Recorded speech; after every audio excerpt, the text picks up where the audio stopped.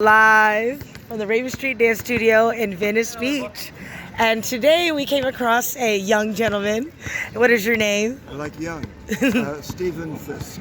And how old are you? I'm 75. And we watched you. I have a video of you, and you made almost every shot. Is that how you stay healthy and in shape?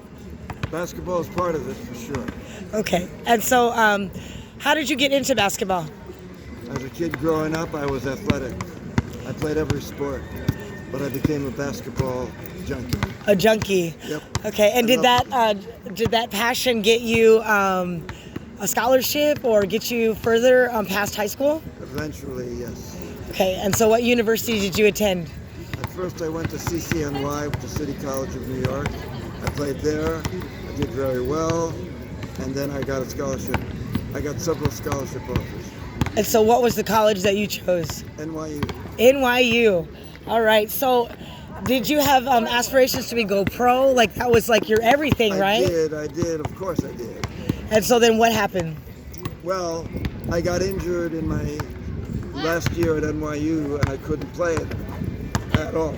I had to stop playing. So, what did that do as far as like your focus? Like it crushed you, right? It shattered my dream. My main dream. Your main dream. Was shattered. But it launched me into course B. And so what was course B? Music. Music. So and art. You graduated with a degree from NYU in art? Art. Okay, and so what do you do today? Today I am in the music business here in LA and the film business. Okay. And I'm also an author, and I'm also a minister. Really? Yes. From what faith? Well, it's called interfaith. And what is interfaith? Interfaith is the spiritual calling to build bridges across differences of different religions. Okay. To honor all religions and all people in their faith. So mutual respect. With mutual respect and to treat all people with dignity and with fairness and with love, because really God is love to me. That's right. So do you have a congregation or? Not really. I don't run a church. Right. But I do lecture and give programs and perform. That's awesome. In multiple churches of all denominations. So you're very well versed in the different ways of prayer. That's right. So are you familiar with the Native American, any of their ways or religion? Or Absolutely. Yeah. And so I've been to powwows and sweat lodges. That's awesome. And you got blessings from that, just like other religions, correct? That's correct. That's cool. I like that. My dad was a preacher. Yes, he was non-denominational, so he went by. I'm non-denominational, non-sectarian, interfaith, meaning like an interstate highway, connecting across boundaries. Making connections. Faith meaning what you most ardently believe in your heart and in your soul. Right on. Well, thank you for talking to us. Let's. I want you to show these boys what it's about. How old did you say you were again? 75. 75. And so when you played, I told you I was from North Carolina, and you said that you played Carolina, the Tar Heels, when you were in college. NYU, yeah. And you said that it was a change of times. What was going on in that time? Well, a lot of the southern schools still, in 1966, the 66-67 season, I believe, were not integrated.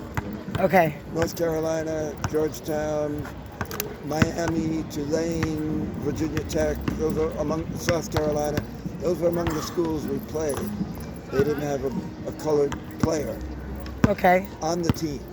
And so then it changed that year? Well, Charlie Scott was a freshman at North Carolina that year. He couldn't play because freshmen in those days weren't eligible. Okay. So, but the next year, he broke the color barrier at North Carolina. And what did you think? Like, were you like, whoa? Like, what was your reaction to that? I didn't have much of a reaction. I knew that our team was integrated. Right. And I was perfectly comfortable with that. Right. I thought that they weren't, and I was comfortable with that. But I knew it was changing. Right. And I had been a part of the civil rights movement. Okay. So I knew I had been there in 1963. At the Great March on Washington when Martin Luther King gave the I Have a Dream speech. You were there. I was there. That's And that impacted me very, very deeply. And so I knew the change was coming, but I knew the change took Takes time. to come. Right. And it's not always, it doesn't always come easy, but No, and as we can see today, right. it doesn't come easy. So do you think we're on the edge of change today? Absolutely. Absolutely. Into understanding of each other? Well, I think that's very difficult. Yes. Right now we've got partisan politics, big polarization. So using the film and music, you can break those barriers as well as in basketball, right? Well, if you look at sports and music, those are areas where there's really a healthy integration. Right. And it's a beautiful thing. Right. It's like the different keys on a keyboard. Right. We make music together. That's awesome. We play sports together. Right. We enjoy each other. We behave as mature human beings respectfully. Right. And that's what sports teaches you, eventually. I mean, Jackie Robinson broke in 1947, I think it was. Mm-hmm. He had to bear the taunts and the attacks on his character and on the color of his skin, but he played with dignity and he played with skill. Right. He was a great player. And so he won over the hearts, eventually. It took time. Right.